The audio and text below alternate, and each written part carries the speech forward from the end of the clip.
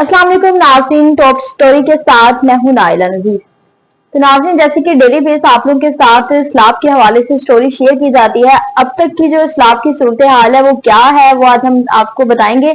जैसे कि नौशहरा फिरोज के मकाम पर जो है वो ऊंचे दर्जे का सैलाब अभी तक खत्म नहीं हुआ।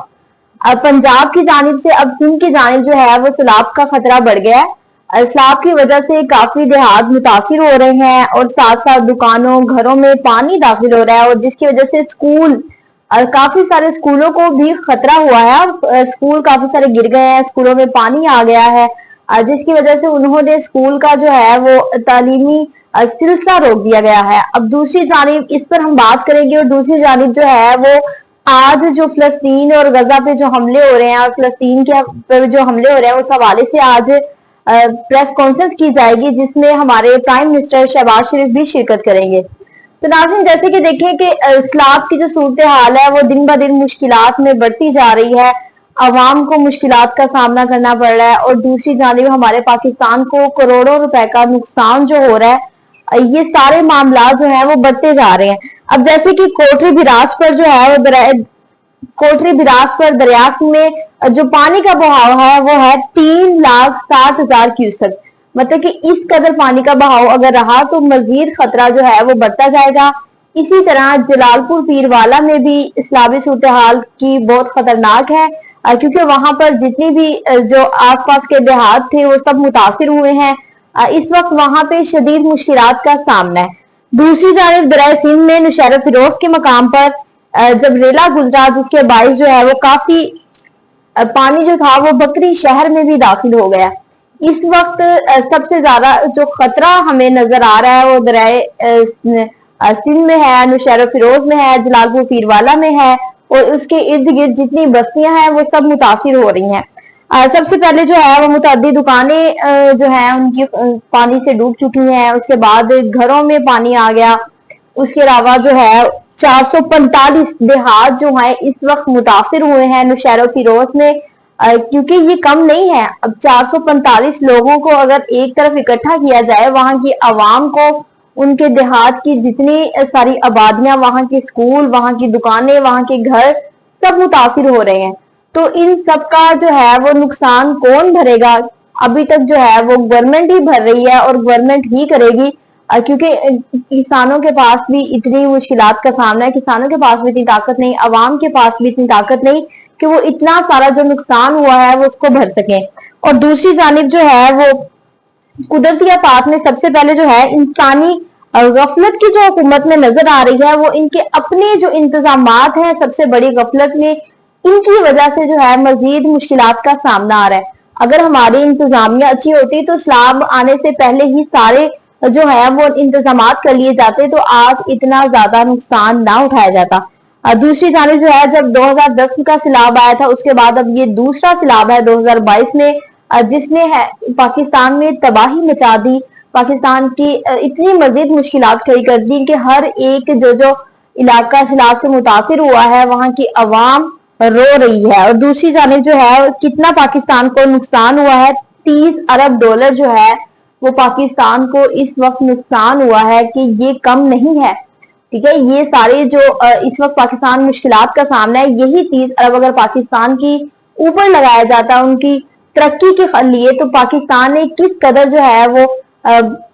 तरक्की करनी थी और कितना हमारा जो है अच्छा सिस्टम होना था पाकिस्तान में। लेकिन अभी ये सारा जो सिस्टम है, सारे मामलात हैं, वो ही पाकिस्तान की अवाम पर लगाया जाएगा, जिसकी वजह से जिनके घर मुतासिर हुए हैं, बंद टूटे हैं, मोटरवेज M25 जो है वो सारी जो है दरारें पड़ने से ज़रियाब आ गई है, वो सारी अभी जो है वो तमीर का सिलसिला भी शुरू कर दिया गया है, क्योंकि कल परसों उनकी कमेटी बैठी थी, जिसकी वजह से हुकूमत ने ये सारी बातें की। उन्होंने कहा कि तमीरात का सिलसिला भी जल्द इन्हीं डेज में शुरू कर दिया जाएगा। जहां जहां से उन्होंने कहा कि हम सर्वे करेंगे, और जहां जहां पर डाटा शीट के थ्रू सर्वे किया जाएगा, और जिनके घर मुतासिर हुए हैं उनको नया घर बना के दिया जाएगा, और जिनकी दुकानें मुतासिर हुई हैं, जिनके स्कूल मुतासिर हुए हैं, जिनके देहात माल मवेशी सब अब सर्वे किया जाएगा। तो जितने 30 करोड़ आबादी भी जो है इस वक्त मुतासिर हुई है, तो वो सारी आबादी को जो है वो सर्वे के मुताबिक मेरे नहीं ख्याल में कि 1-2 मंथ में ये सारे मामला सुलझ जाएंगे।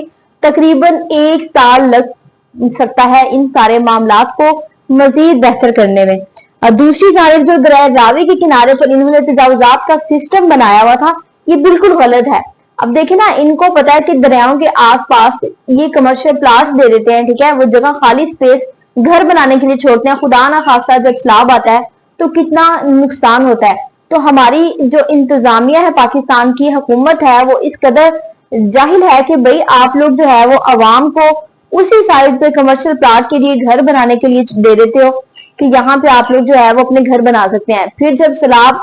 आता है तो फिर अवाम को ही मुश्किलात का सामना करना पड़ता है। और दूसरी जानिब जो है, जब जलालपुर पीरवाला में सैलाब आया तो 2 खवातीन और 1 बच्चा जो कि डूब कर जाँ बहाक हो गए। सबसे जो है ये अफसोसनाक खबर है, क्योंकि 13 अफराद जो है उनको बाहिफाजत से मुंतकिल कर दिया गया था, लेकिन ये 2 खवातीन और 1 बच्चा जो कि जान की बाकी हार गए। देखिए कितनी जानें जाया हुई हैं इस सैलाब की वजह से, कितने मामलात खराब हुए हैं, लेकिन अभी तक भी जो है वो ये मसला, ये मामलात सुलझ नहीं रहे। दिन ब दिन जो है वो आगे बढ़ते जा रहे हैं। लेकिन काफी हद तक से बेहतरी आई है, काफी हद तक से रेस्क्यू वालों ने बड़ा काम किया हमारी अवाम के लिए। उन्होंने दिन रात मेहनत की, उनको ऑपरेशन के जरिए उनको अच्छी जगह पर देहात से निकाल कर, उनको सैलाब से निकाल कर महफूज जगह पर मुंतकिल करना भी उनकी बड़ी बहादुरी का काम है, जिससे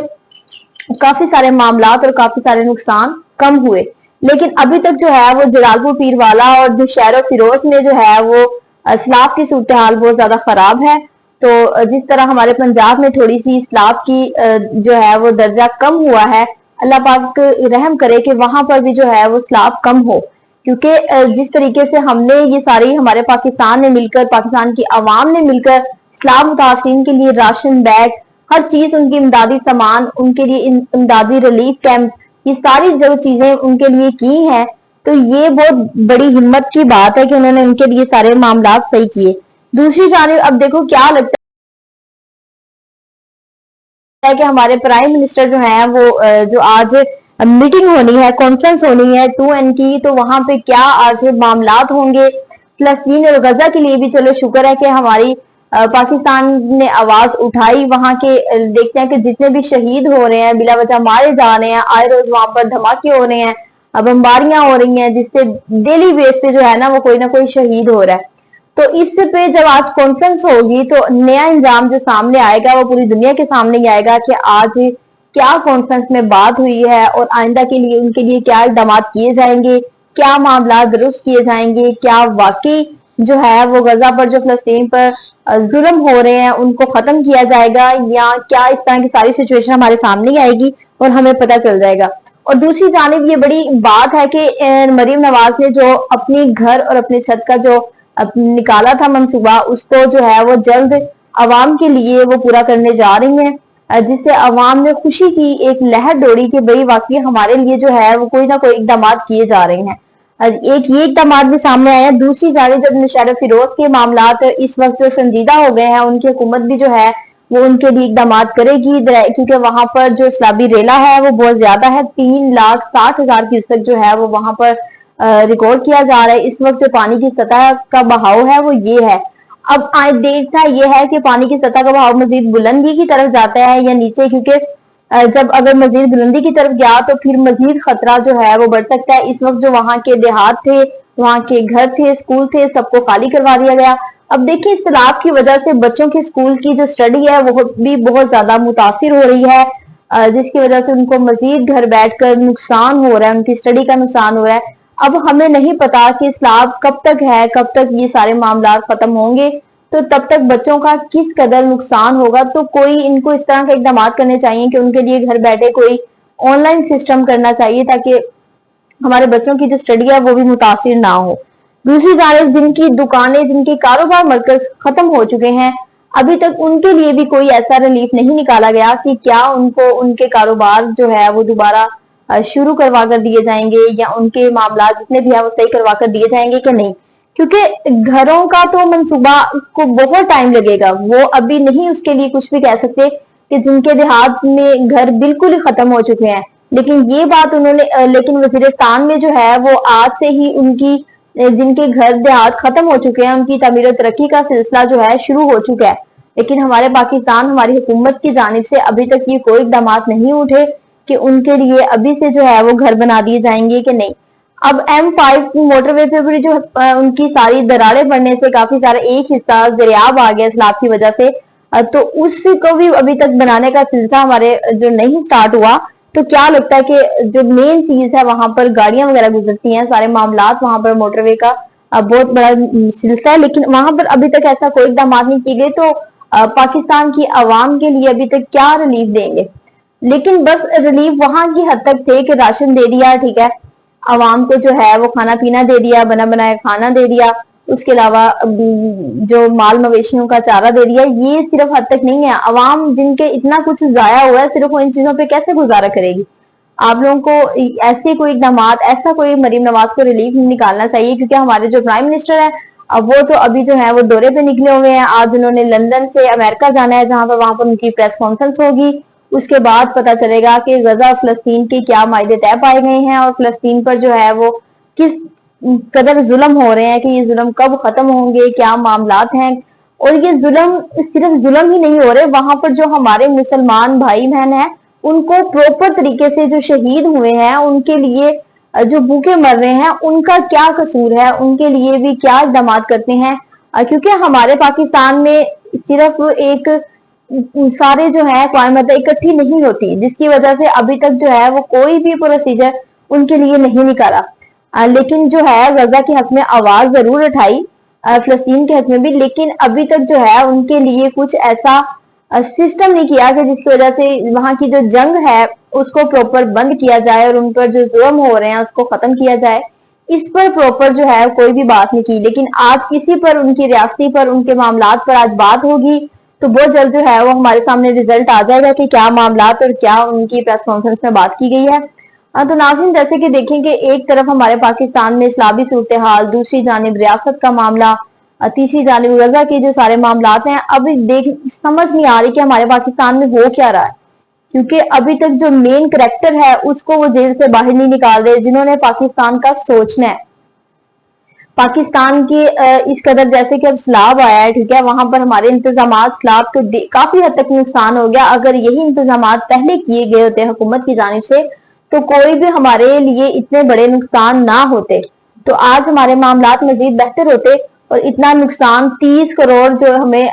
نقصان ہوا ہے وہ اس سے کم ہوتا۔ لیکن بات وہی آ جاتی ہے کہ جو مین کریکٹر ہے اس کو جیل میں رکھا ہوا ہے، انہوں نے سارے معاملات دیکھنے ہیں، ان کو کچھ ابھی تک خود سمجھ نہیں آ رہی کہ ہم سروے کریں، ہم کیا کریں، کیونکہ بہت زیادہ جو ہے وہ نقصان پاکستان کو پہنچا ہے، لیکن ابھی تک ان کے دماغ میں کوئی چیز چل نہیں رہی کہ ہم نے سٹارٹ کہاں سے لینا ہے اور اینڈ کہاں سے کرنا ہے۔ کوئی پروپر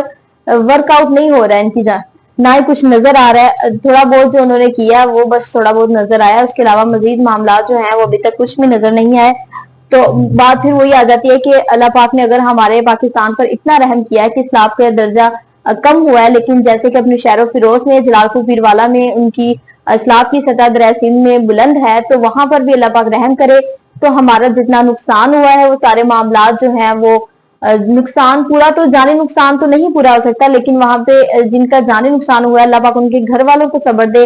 لیکن جو ہمارا معاشی نقصان ہوا ہے اس کو بھی پورا کیا جا سکتا ہے، لیکن ایک پروپر جو ہے وہ سامنے چیزیں نہیں آ رہی، ایک پروپر جو ورک کیا جائے گا، سروے کیا جائے گا، اس کے مطابق جو ہے ٹائم لگے گا، لیکن جو ہے انشاءاللہ وہ سارے معاملات تو ہو جائیں گے۔ مزید اسی طرح کی نئی ویڈیو آپ لوگوں کے ساتھ شیئر کرتے رہیں گے، تب تک کے لیے خدا حافظ۔